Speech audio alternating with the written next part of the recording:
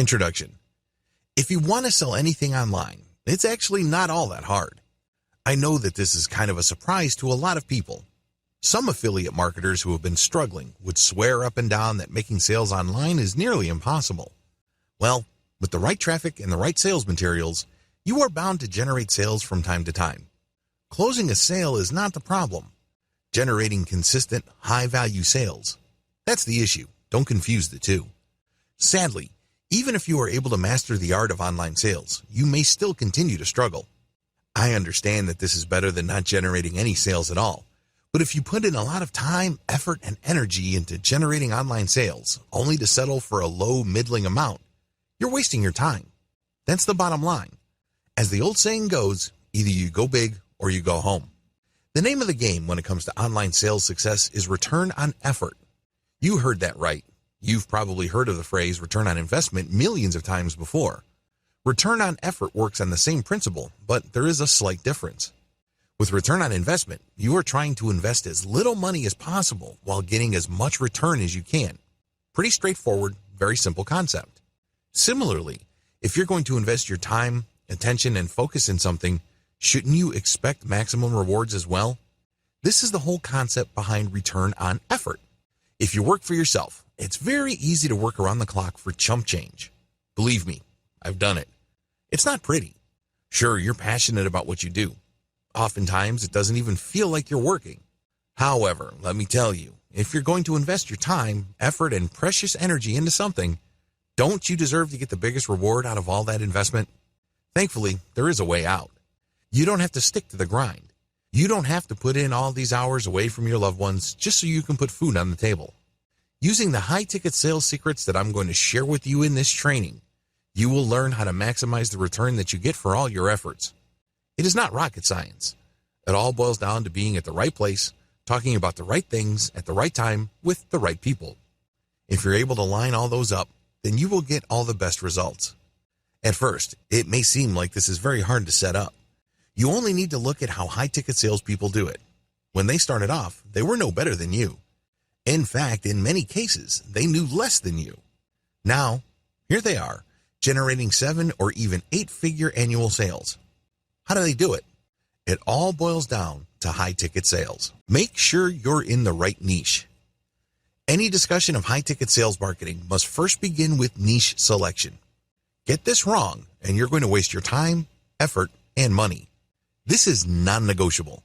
If you make a mistake with the niche that you pick to build your business on, you're going to fail.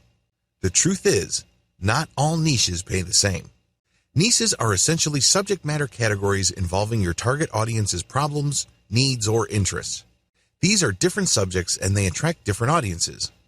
Some audiences are willing to pay a lot of money. Other audiences are not as willing.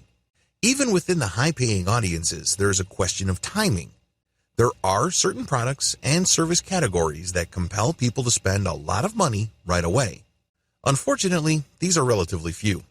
These are comparatively few when you line them up with all the other niches out there. Ideally, this is where you should be. You should look for niches that pay really well and people need to order merchandise or services almost immediately. The reality, most niches pay poorly. There, I said it. Most niches don't pay all that well. Well, this might rub you the wrong way. You might tell me that when you check Google's keyword planner tool, you notice that a lot of niches that you're interested in actually command fairly high PPC pay-per-click figures. My answer is, look closer. If you pay attention to those figures, it turns out that, in many cases, for people to click on an ad that pays that much, they must be really, really interested already. In other words, they have been pre-qualified and they are ready to buy. That's usually not the case. Usually people are interested in a wide range of topics, but they're not ready to buy. They're ready to do a lot of research. They don't have a problem with comparing different sources of information, but when it comes to buying, they're not quite there.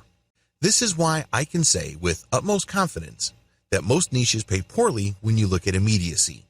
It's not enough that people may pay good money for a particular range of merchandise or a particular type of service. That's not the issue. The issue is how willing they are to pay. Don't build your house on sand. To make matters worse, the best niches, high pay and high demand, tend to get saturated very quickly. It's easy to see why. You need to build your business on a solid foundation. This means that your target niche must be lucrative enough and must have a high sense of buyer urgency. Otherwise, you're building your house on sand. You can build tons of these and end up making very little money. Unless you want to play the volume game, where you are cranking out hundreds of websites, and each of these websites make, at best, a couple of dollars a day, you're going to have to be more careful about niche selection. You have to be systematic and methodical regarding the type of business you build and the platform you choose to convert your traffic. You also have to be systematic about getting the right kind of traffic and qualifying it so it is more likely to convert. All of this boils down to selecting the right niche. You must target the right client. In any kind of market, there will always be audience segmentation. It's easy to think that just because you are targeting insurance as a niche, you can automatically assume you will make a lot of money.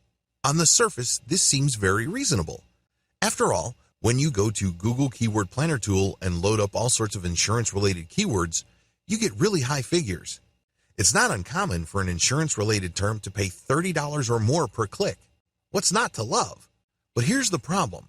That market has many segments. Not everybody who looks for insurance online is ready to buy. Not everybody who is interested in buying an insurance policy is willing to pay top dollar. In fact, in many cases, a lot of people looking for insurance would rather pay the least amount of money or take out the cheapest type of policy possible. Welcome to the world of market segmentation. Audiences in what seem like lucrative niches have different needs. They tend to segment themselves. There are people who are willing to pay top dollar immediately. There are people who are willing to pay top dollar later on. There are people who are not willing to pay market rates and are always looking for a bargain, but they are willing to buy now. Finally, there are people who are very cheap and are willing to wait. Which of these audience members would it make sense for you to chase? This is not rocket science. It should be quite obvious. Always be aware of the differences between your target customers. Just because people are interested in the high-value niche you are targeting, it doesn't mean that all your visitors will convert. If this is your assumption, I would not be surprised if you continue to struggle. You're setting yourself up for a disappointment. You have to be aware of the differences between your audience members. And this is not just a simple matter of segmentation or being aware that this is going on. This must affect how you market using content and information online. People who are looking to pay top dollar immediately are looking for certain types of content. You have to address them a certain way. Different audiences need different marketing approaches. Otherwise, you may put yourself in the impossible situation of trying to convert a cheap customer with high-value material intended for top-tier customers. It all boils down to segmentation. This training is all about high-ticket sales. Accordingly, you have to be in the right high-value niche, and you must target people who will not hesitate to pay a lot of money almost immediately. This must be your mantra. This target audience must be your objective. If you are in any way unsure or unclear about this concept, you will end up sabotaging yourself. Your marketing content may not line up with the psychology of high-ticket customers. You end up dropping the ball. Your sales conversion funnel may send contradictory messages that try to appeal to different types of buyers in your niche. Again, when you send such confusing signals, people would end up confused. Let me tell you a simple truth about online sales. When consumers are confused, they can be relied on to do nothing. I've seen this happen a million times before. Somebody sees my advertising materials, they check out my content, they sign up for my mailing list, they get excited about my updates, and they keep coming back to my website. You may be thinking that this is a good thing. No, I see it for what it is. It is a problem. They keep coming back, but they never quite get the messaging that they're looking for. It's obvious that at some point they are ready to buy. They have built enough trust in my brand. That's not the issue. The issue is that among these many different contact points, there are contradictory messages. They can't quite put their finger on it. This is why they're still on the fence. The sad situation I just described happens to a lot of marketers. I'm writing this training because I was able to overcome it. This is crucial. You have to target the right client. It all boils down to segmentation. Blow this and you are going to put yourself in a tough spot. Unlock the power of segmentation so that you can tap into high-ticket sales. The great thing about the issues that I raised in video 2 is that, for the most part, they beg their solution. In other words, you just need to look at the problem and connect the dots.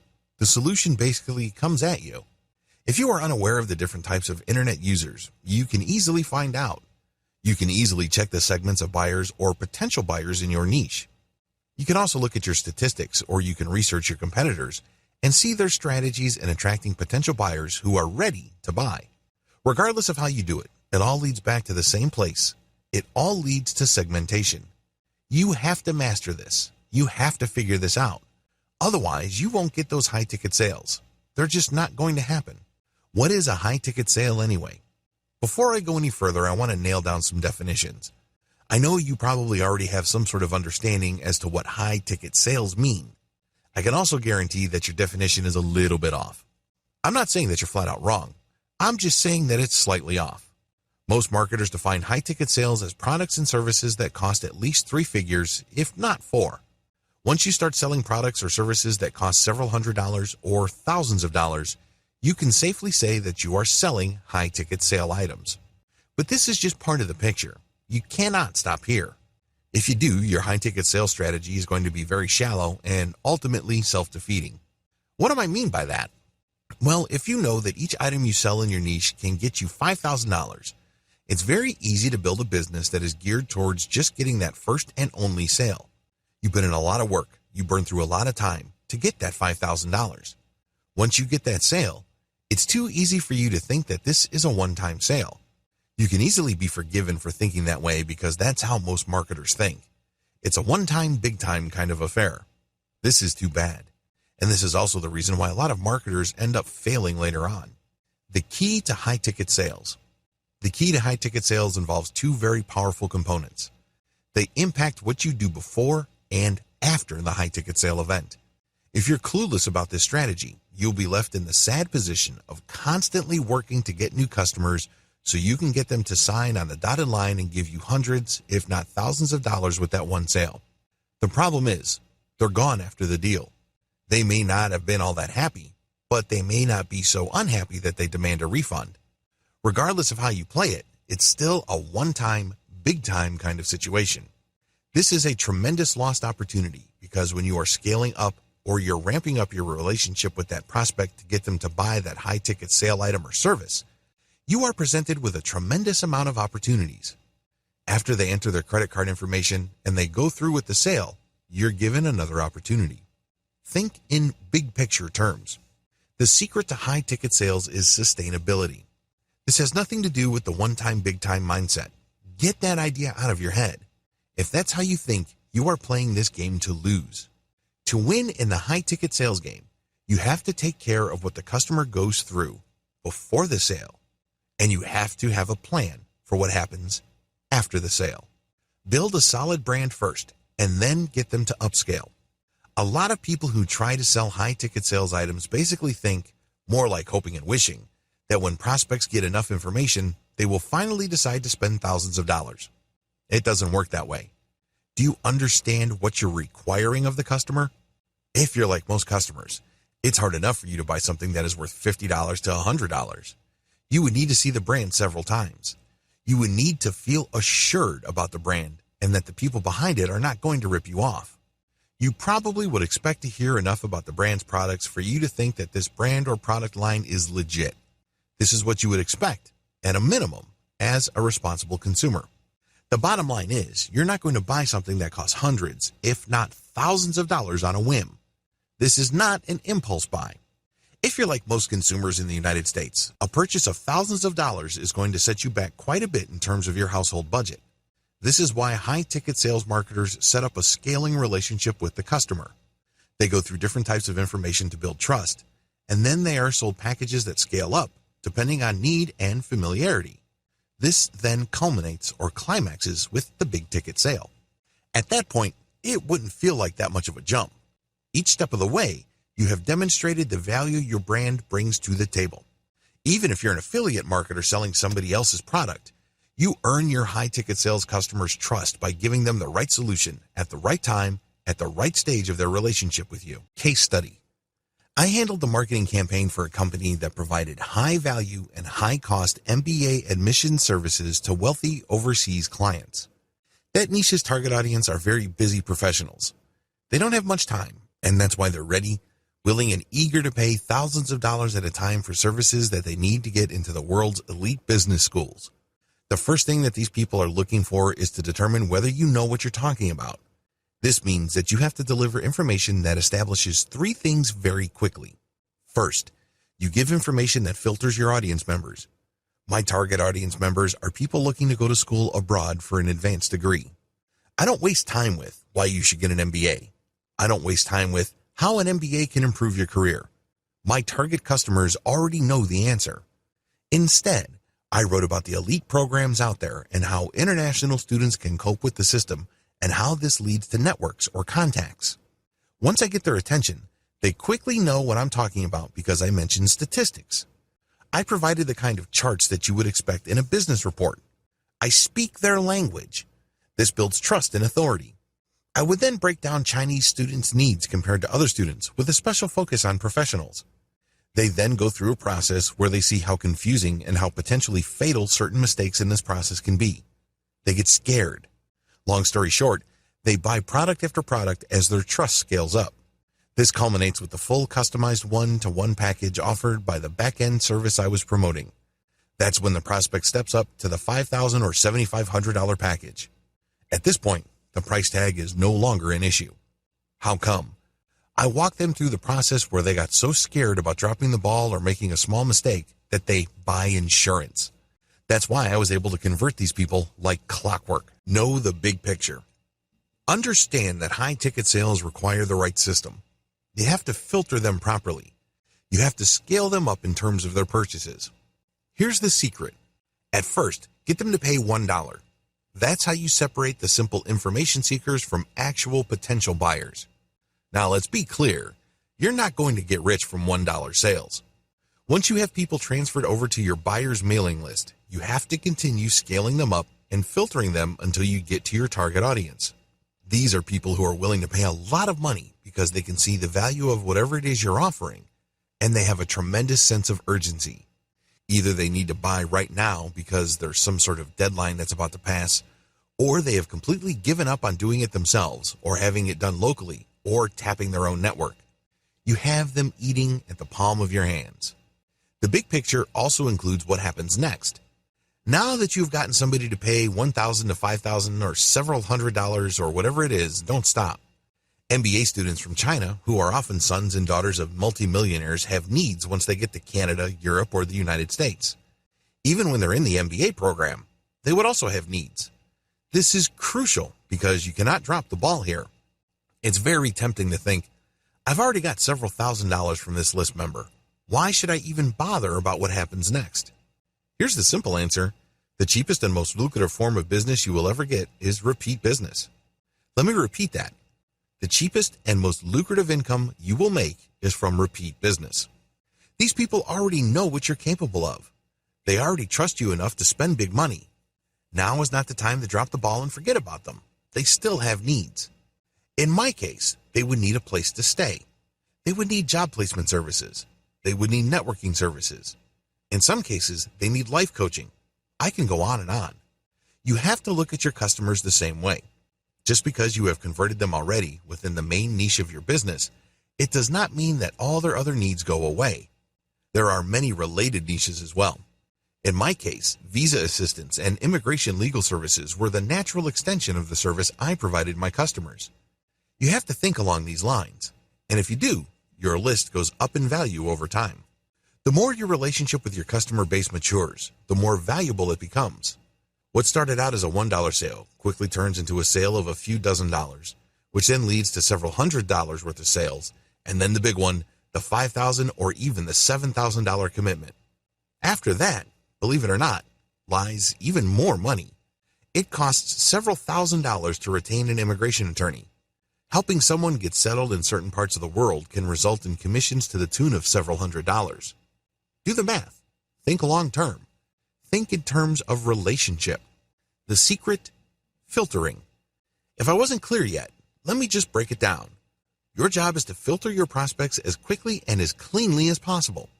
Separate information seekers from potential buyers. This is where your $1 product comes in. You then separate low-value buyers from intermediate or long-term high-value buyers. These are people who are willing to buy immediately, but they will remain stuck at a certain low price. You can monetize these people by selling a book or an online course. You can safely segregate them in another mailing list. You can still make money off of these people, but please understand that there's going to be a ceiling. They are never going to level up like your big-time clients. For your big-time clients, think of the long-term, high-value, high-ticket funnel that I described above. The key secret you need to keep in mind: you must have a means of constantly communicating with higher-value clients. This is the key. Therefore, I insist that you build not just one mailing list, but several. Your mailing list must be segmented based on how quickly somebody wants to buy and the value of the things they want to buy. For everybody else, and I'm talking about information seekers who just don't want to spend money, you can set them up with a fairly short autoresponder series. If they don't convert by the 6th email or the 8th email, cut them from your list. Depending on your mailing list service provider, there's no need for you to burn a hole through your pocket supporting list squatters. Identify them and quickly delete them. For everybody else, work on converting them and pushing them higher and higher in the value chain. This is how you create a consistent flow of high-ticket sales. In fact, if you play your cards right, based on the system that I've described above, your mailing list goes up in value over time. The more mature your relationship becomes with your customer base, the more they trust you, and the more they're willing to buy a wide range of directly related and indirectly related products and merchandise. Get inside the high-ticket sale buyer's mindset. A lot of marketers simply do not understand the information that I share in this video. They think that people are robots. They think that generating an online sale is simply all about getting the right product in front of the right eyeballs and nothing else. I'm sorry to break this to you, but there's a lot of psychology at play. The bottom line is, if you want to convert high-ticket sales prospects, you have to think like them. You can't look at the situation purely from your perspective. Let's face it, your perspective is actually simple and straightforward. You want to make money. I get that. Everybody gets that. Who doesn't want to make money? But that's not the issue. The issue is, how do you get your high-ticket sales prospects to separate with their hard-earned cash? Believe me, that's a lot of cash that they're going to be separating themselves from, so you better give them a good reason. Unfortunately, it's very hard to get that reason if you don't think like them. The first step is to choose to think like them. People are not rational. The first thing that you need to wrap your mind around is this simple fact: when people make buying decisions, it's usually not rational. It's easy to think that this only happens within the context of impulse buying. For example, if you go on Amazon Kindle and there's a book that sells for 99 cents, it doesn't really take much thinking because you're really not losing anything. It's 99 cents. If you make the minimum wage in the United States of $7.50 per hour, that's less than 10 minutes of work for 99 cents. It's an afterthought. It's an impulse buy. The problem is, as you go up the cost ladder, it becomes tempting to think that people are not buying impulsively. Get that idea out of your head. The truth is, it's very obvious when somebody's buying something priced at 99 cents compared to something that's priced at $9,000. The reality is, they are operating within the same realm. I am, of course, talking about emotions. In a fairly recent study, researchers asked buyers why they made the decision that they made. They were also asked to fill out a questionnaire right before they bought. According to this study, when people came to their buying decision, they acted out of impulse. But when it comes time to explain why they did what they did, they came up with all sorts of reasonable-sounding explanations and justifications. The study's conclusion is unmistakable. People are based on impulse, read emotion, and then they justify it later on. High-ticket sales prospects are no different from people buying a pack of gum that is worth a few pennies. It's all about emotion. People want to be made to feel special. Knowing the information you have, when you try to get into your high-ticket sales customer's mindset, you have to ask yourself, how do I make this person feel special in this context? Of course, somebody who is paying $10 for something feels special in a certain way that is quite different from somebody spending $10,000. That person spending $10,000 also needs to feel special, but it has to be presented in a different way. Tap the power of exclusivity. Now that I've established that people do make buying decisions based on emotion, the next question to ask is, what kind of emotion? How do you present the emotional impulse? Thankfully, the answer is pretty straightforward. When somebody buys a high-end Mercedes-Benz, they're not just buying a car. They're not just buying something that proclaims to their neighborhood that they have money. No, they're doing something else. They're not just looking to satisfy a need that everybody else has. All of us need to get from point A to point B, but we all have different ways of meeting that need. Depending on our income, depending on how our city is set up, and depending on our culture and other factors, we can choose different options.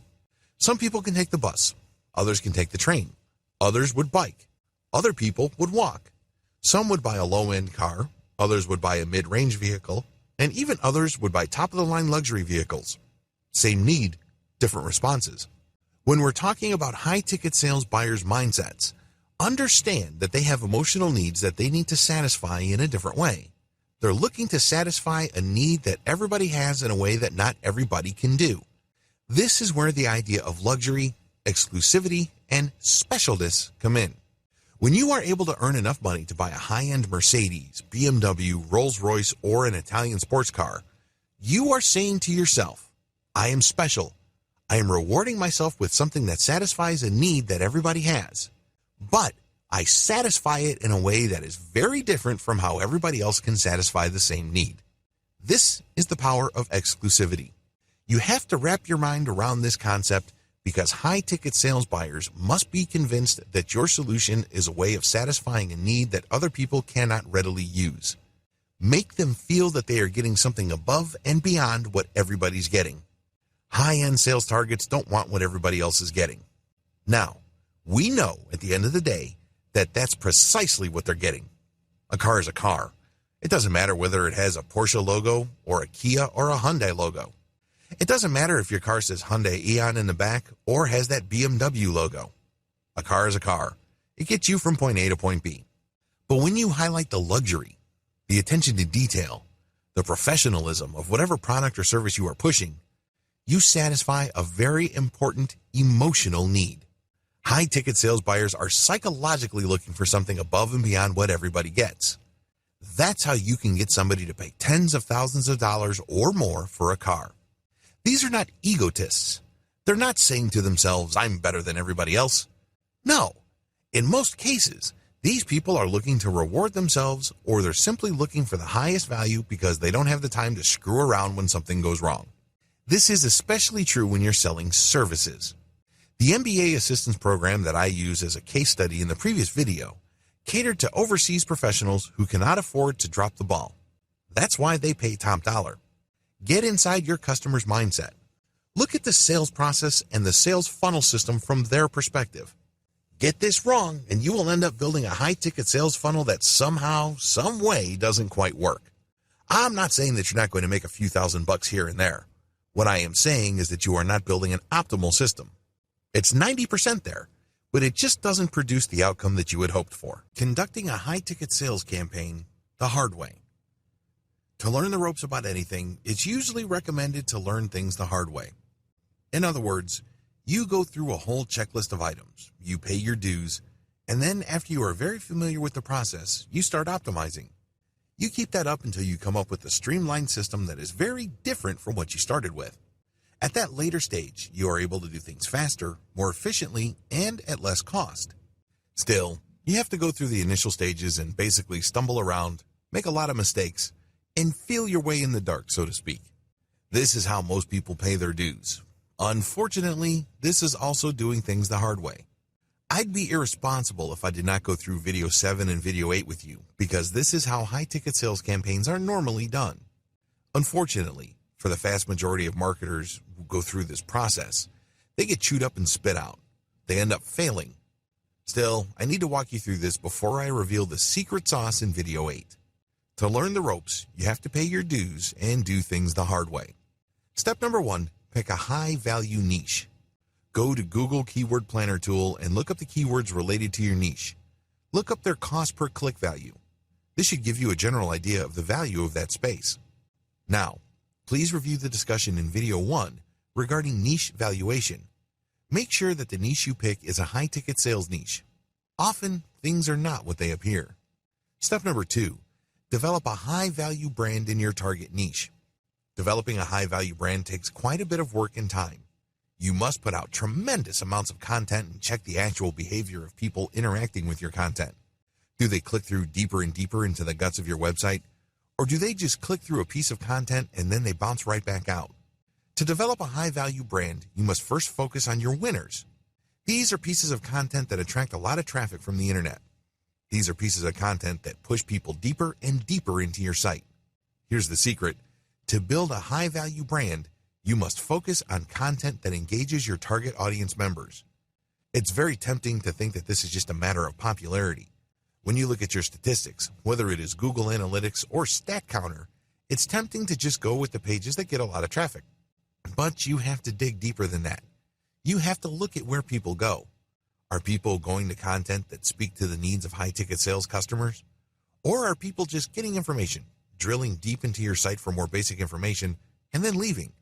It should be obvious to you which you should focus on. Do not just replicate your strongest pages. If those strong pages are not about high-ticket sales, ditch them. Focus on pages that have a high-ticket value or appeal to high-ticket value customers and are also popular. Build on your strengths, scrap the rest. Step number 3, distribute content that filters your customer segments. When you build different pieces of content on your website, you use this to filter people based on whether they are your target high-ticket sales audience members or not. You should do the same with content that you share or post throughout the rest of the internet. At this point, I'm assuming that you already know the basics of content marketing. You share content in the form of comments, blog posts on third-party platforms, as well as logger posts and curated material on social media platforms. All of these condition people to go to your website. Your content on your website then serves to filter them and eventually convert them. That's how you play the game, or at least that's how you should play the game. It's really important to make sure that even that outer ring of content in your high-ticket sales niche filters your customer segments. In other words, you don't want tire kickers or people who are just looking for information but are unwilling to pay anything to even hit your website. Why bother? They're a waste of time. I know that sounds rude, but it's also the truth. Because you're trying to create a system that converts online traffic into a lot of money, you do not have the time to mess around with volume traffic that doesn't go anywhere. This is why you need to distribute content that filters your customer segments based on these other platforms. This way, only people who are truly willing to pay good money will end up on your site. Step number 4, make it easy for your audience to find you and keep in constant contact with you. When I say your audience, I'm talking about high-ticket salespeople. I'm not talking about generic information seekers. Forget those. Make it easy for them to find you. This means create social media profiles. Identify hashtags on Instagram, Pinterest, and Twitter that are directly related to your niche. Filter people on those platforms, and then get them to go to your website and convert them. In this context, conversion means getting them on your mailing list. This is how you keep in constant contact with them. Step number 5, send high-value content that segments your mailing list. Send high-value content to your mailing list, and then allow people to segregate themselves by joining sublists. At this point, there will still be people who are just looking for information. They will be in the minority, but if you don't manage this properly at this level, they're going to take a lot of your resources. You don't want list squatters because services like Aweber charge you money for the total size of your mailing list, regardless of whether they buy or not and regardless of how active your list is. What if a significant chunk of your mailing list are just squatters? You're losing money monthly. Don't do it. This is why you need to send high-value content to your mailing list and get people to sign up to a sub-mailing list. When people do this, you know that they are looking for high-ticket sales material. They are people who are serious about eventually spending a lot of money. For everybody else, you can purge them off your list. Step number 6, filter your filtered list between buyers and tire kickers. This is where the rubber meets the road. Send a $1 offer for some sort of basic PDF report you made. You may even compile some blog posts and sell it in a $1 PDF. However you want to do it, segment people in your high-value list into 2 camps, buyers and information seekers. Give the information seekers one final chance by setting them up with a 5-day update program. If they don't convert to your buyers list within that 5 days, they get dropped from your lists totally. The key here is to get rid of tire kickers and information or freebie seekers using low-friction sales. Step number 7. Scale up your filtration with increased friction. Friction in this context involves people spending increasing amounts of money. Your buyer's list is tried and proven only to the point that these people are willing to pay $1 to be on that list.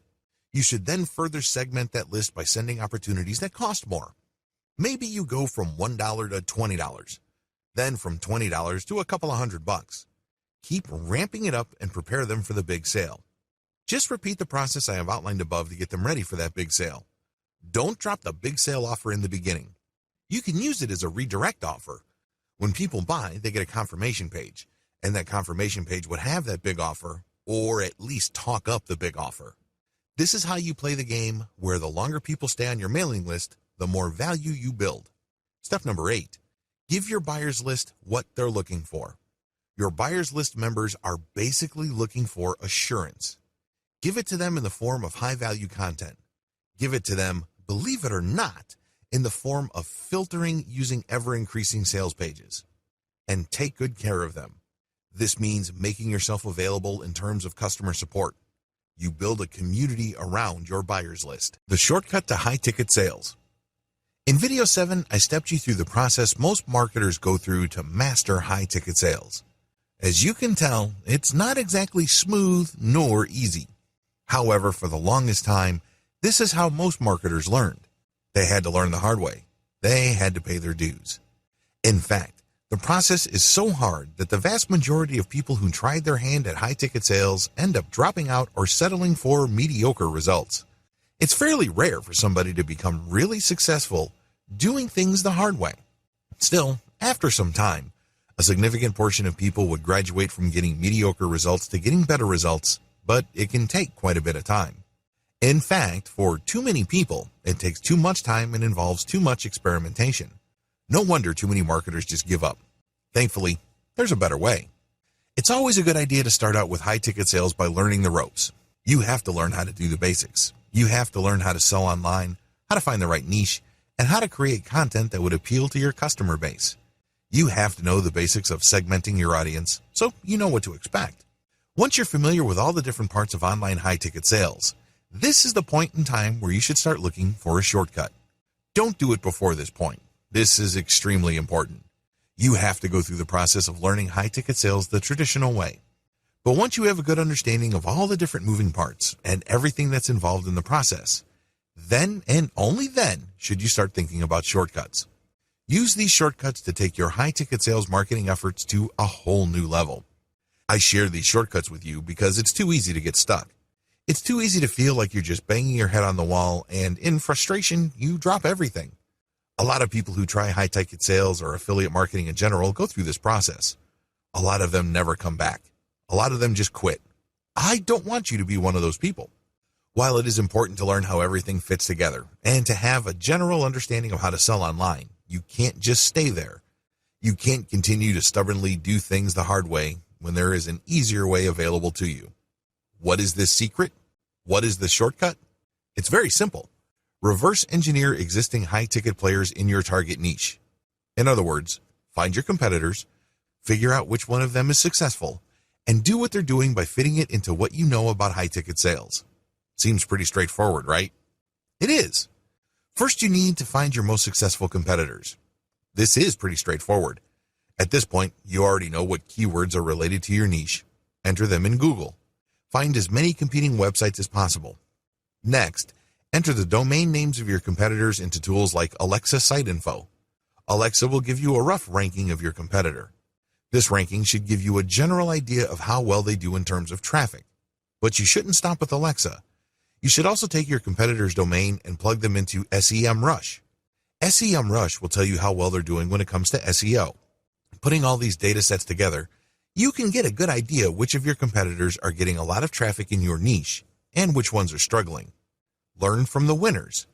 Filter your list and focus on a fairly small number of competitors. These should be the runaway winners of your niche. They should leave pretty much everybody else in the dust as far as traffic goes. Again, we're estimating traffic based on Alexa score and search engine visibility provided by tools like SEMrush.com. What to look for? Now that you have your short list going, study the following features of your competitors. Their content strategy. What do they write about?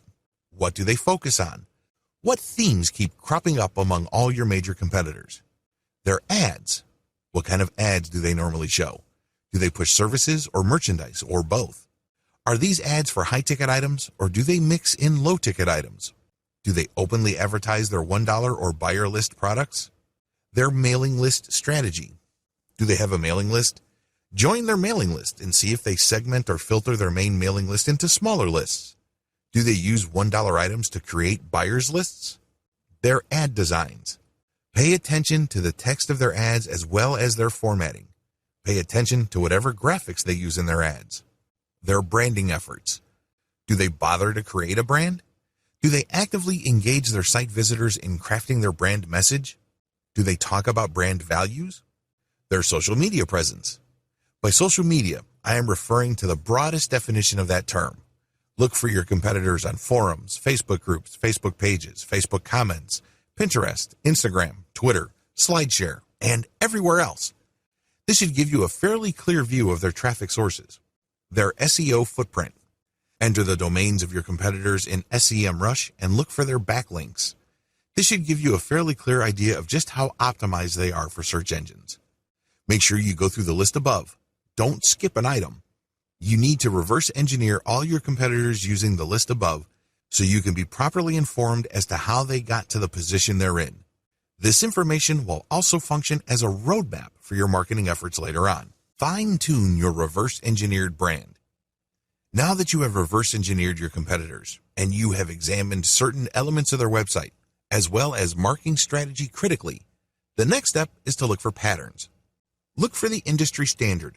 When you look at the content that your competitors publish, as well as their ads, their brand values, and their site layout among others, a certain pattern should emerge. There should be some sort of pattern that you would see that pretty much unites all your competitors. Their sites may look very different from each other, and their content is obviously different enough. But when you look at the themes, topics, and overall design philosophy they follow, many of those sites actually share quite a bit of similarity. Pay attention to this. Use this as industry standard of your high-ticket sales niche. How come? They wouldn't have that commonality if it doesn't work at some level or another. There's a reason why photography services, legal services, certain types of medical specialties share similar design and content patterns. The reason, of course, lies in customer expectation. When customers see that service providers have websites designed a certain way, that's what they will look for. At the back of their mind, that is the industry standard. Look for this industry standard. Your own website, as well as marketing materials, content, and editorial policies and strategies should mirror the industry standard. In other words, when people end up at your website from search engines or social media or other traffic sources, they're not in for a shock. If they have been looking for the kind of merchandise or service you are advertising or promoting, they probably look at other websites pushing the same things. When they end up on your website, they know what to expect, because your website speaks the same graphical and content language as your competitors. This is the industry standard. You gain instant credibility and legitimacy when your website appears to be in the mainstream of your niche. The industry standard can only go so far. Please understand that when you adopt the industry standard, all you are doing is trying to get a head start. Compare this with starting from scratch. You don't know what you're doing. You don't have an idea. So you come up with something new, but that new design may be just so disconcerting and so random to people used to your niche that they may either ignore you or fail to take you seriously. None of these situations is good. This is why you need to get a head start by adopting the industry standard look and content policy. But after that, you have to fine-tune your specific look and content based on how your website actually performs. If you notice that the vast majority of your traffic is excited about a certain type of content, and pages containing the content tend to get more traffic, if you notice this pattern, then shift your content strategy towards that type of content. Drill deep. Become the established online authority for that type of content. This is how you customize your brand based on your actual experience. You're not going to stay with the industry standard. The industry standard just gives you a starting point. From this point onwards, you have to look at the actual performance of your website to help you chart its future. Build up your base and constantly ask for feedback. To build a solid brand in any high-ticket niche, you cannot insulate yourself from your audience. You have to create a community around your content. Look at them as your base. Look at them as your partners. Constantly engage with them. Constantly ask for feedback. Make them feel that they are co-creators of your website. Constantly optimize key parts of your online presence. On your website, constantly optimize your affiliate offers, product offers, content strategy, and mailing list recruitment strategy. Keep mixing it up and look at what works. The problem is if you believe that you just need to build a website and keep it the same way forever, you're not doing yourself any favors. You're putting yourself at a serious competitive disadvantage because, let's face it, most people do not do things right the first time around. There's always room for improvement. You can always optimize for greater results. This is why you have to constantly optimize the different key elements of your online presence. Are you offering the right products? Are you scaling your mailing list correctly? Are you filtering people correctly? Are you offering the right content? Are you recruiting people to your mailing list in the most optimal way?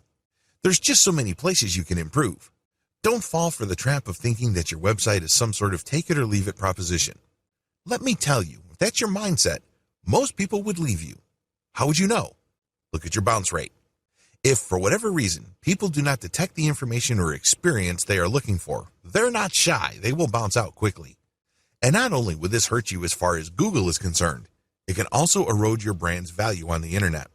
When people start to talk about your brand, it's very easy for them to sweep you under the rug and dismiss you as an afterthought. You don't want that to happen. What is the secret? Keep reading. Your secret sauce. Community. If you have read any kind of content marketing book, or if you have done any kind of affiliate marketing and researched what affiliate marketing specialists do, you probably have come across the word community several times. Community is just like the word love. People use it all the time, but the more they use it, the more it loses its meaning. I know it's sad, but it's true. You can't look at community as some buzzword. You can't look at it as just another marketing concept. It has to be real for your specific case. Unfortunately, nobody can do this for you. You have to jump in there. You have to engage with your community members and get them to become emotionally invested in your brand. How do you do this? Well, send updates where you ask people for their opinion and you give out freebies. Don't get nervous. Just because you're giving out freebies doesn't mean that you're giving out money. Believe it or not, in marketing survey after marketing survey, people respond less to dollar incentives than they do to moral or symbolic incentives. Believe it or not, simply giving out a graphic member of the month or mentioning their name in your next email update is enough to incentivize people. Regardless, you have to give them incentives for participating. Make them feel that they matter. I have seen many mailing lists give out updates where they mentioned everybody who would send in any feedback. Even if it's the most ridiculous feedback, even if it doesn't really add anything to the discussion, they still get acknowledgement and recognition. It is no surprise that those mailing lists tend to be successful because a lot of people on the list feel that they matter. They feel that they are being listened to. They feel that they are being validated by the brand that they support. If you are on mailing lists and one mailing list treats you like a complete nobody and you feel anonymous, while the other list mentions you and runs promotions or collaboration campaigns that excite you, which list would you rather stay on? Which list email would you rather check? Which list would you talk about with your friends? It's a no-brainer. When people feel like a number, or they are made to feel like they are another face in the crowd, they're not all that excited. They won't be motivated to become your brand's evangelist or provide testimonials for your brand. Please understand that this is crucial. Since you are dealing with high-ticket sales that involves very selective and very discriminating audiences, a little bit of fan support helps. In fact, it can mean the difference between perpetually struggling and becoming one of the top brands in your niche. Tap your fan base. They are not just your customers, they are your potential fans. Turn them from content readers and list squatters to your pumped up, energized, and enthusiastic fan base. Not only are these people more willing to buy whatever it is you're pushing, but they're also more willing to spread the word about your brand. How come? They feel emotionally invested. They feel connected. At some level or another, they are under the impression that they have skin in the game. Grow your brand around your community. This is probably the hardest part of this process because a lot of marketers are content to stop at the point immediately above this section. But if you truly want to take your brand to the next level, evolve your brand around your fan base instead of the other way around. This is the secret to sustainable brand power. If you want your mailing list to grow in value over time, build it around the needs of the people on your list. Hold contests, hold AMA sessions, hold photo contribution contests or projects. Ask individual members if you can turn them into case studies. These are just some of the many ideas that you can use to build community. Remember, your list is not just a collection of people who have given you their legal consent to send them messages. Your list is a relationship. Treat it like one, picking the right high-ticket service or product to sell. Prior to this point, I've helped you put together an online conversion platform. I have helped you put together, using the power of reverse engineering, the website and messaging platform that you need to turn your traffic into cold hard cash. The next step is to figure out how to sell the right product or service to your list. Here are the steps that I follow. When you start segmenting users, don't focus on sales. The first thing that you need to do is when you are building your website and you're building your mailing list, do not focus on sales. Focus instead on segmentation. This means you have to create a system where your users will segregate themselves. The name of the game is to get rid of information seekers who don't want to buy anything. That kind of traffic is useless to you. You set up $1 items or cheap services. The key is to get as many of your list members to sign up for these so you can then qualify them for additional sales later on. Optimize your messaging to maximize trust. Pay attention to your open rates. Do you notice that some of your emails get a lot more responses and opens than others? Do you notice that some of your emails do not get that many opens, but they get a lot of clicks? You have to slice and dice this data so you can come up with a great combination of high open rates and high internal email click rates. It may seem impossible at this point, but the more experiments you do by focusing on your most successful emails, the closer you will get to that great combination. Pay close attention to what your community demands. Give your community members an opportunity to tell you what to do. You should do this on your social media accounts. You should do this on your website. You should do this through a specially designed, incentivized engagement system for your email. Regardless of how you do it, you need to do it. You need to ask them what it is they would like in terms of content, promotions, products, services. Please understand that there's a big difference between what people say and what they do. You have to always cross-reference whatever suggestions and recommendations you get from your customer base with their actual behavior. If they keep saying that they like a certain type of content, but you notice that when they go to pages that contain that content, they bounce out, they may be telling you something else. They may be telling you that you may be publishing a certain type of content, but it's not that precise content that they're looking for. This is a serious hint that you should pay close attention to. You should investigate it further. They may be looking for some sub-niche or some sort of specialized content that is closely related to the content you already have. That's why your pages have such a traffic pattern. It's not like people are not interested in the content. They are. They're clicking through, but they're not staying. This is where a little bit of engagement can go a long way. Think of it like some sort of detective story. Pick the most credible yet highest value product or service you can offer. High ticket sales is all about offering the very best. People are not looking for second best. People are not looking for a bargain, if you think about it hard enough. They're looking for the best. This means that you have to engage with your community long enough for them to tell you what you should be selling. Believe it or not, your list members will tell you. They know what they're looking for. In the case study that I mentioned about the MBA program, I was told which graduate programs are the most popular in China. When I took action on that and changed the direction of my content production and editorial policy, my conversion rates went through the roof. Your community eagerly wants to tell you the answers you need to make more money. The only question is, are you willing to stop and listen? Think beyond commission payouts.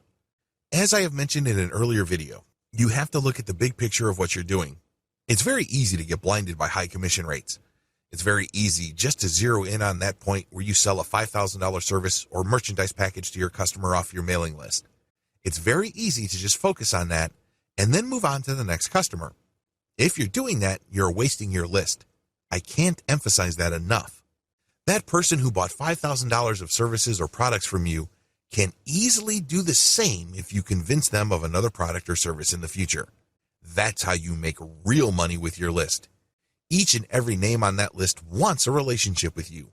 Don't blow that relationship using a one-time, big-time mindset. If you think they benefited you by buying a $5,000 item, you haven't seen anything yet. That's just the beginning of the relationship. Keep building that trust. Focus on building and maintaining credibility with your high-ticket sales client base. Treat each and every one of those names like they are made of gold.